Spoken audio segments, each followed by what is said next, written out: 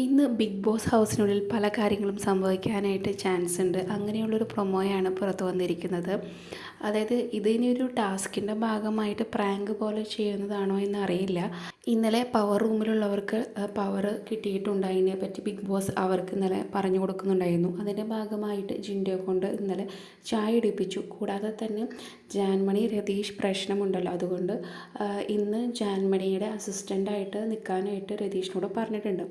ഇതിൻ്റെ ഭാഗമായിട്ടാണോ എന്നറിയില്ല, അവിടെ വലിയ പ്രശ്നങ്ങൾ നടക്കുന്നുണ്ട്. രതീഷ് തൻ്റെ ബാഗെല്ലാം പാക്ക് ചെയ്ത് ഹൗസിനുള്ളിലേക്ക് പുറത്തേക്ക് പോകുന്നതായിട്ടാണ് പ്രൊമോയിൽ കാണിക്കുന്നത്.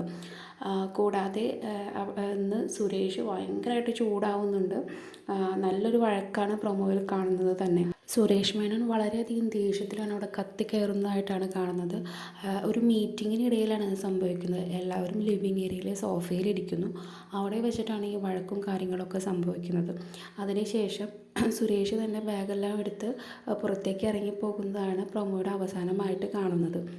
ഇത് ചിലപ്പോൾ എന്തെങ്കിലും പ്രാങ്കിൻ്റെ ടാസ്കിൻ്റെ ഭാഗമായിട്ട് എന്തെങ്കിലും പ്രാങ്ക് കൊടുത്തതായിരിക്കാം.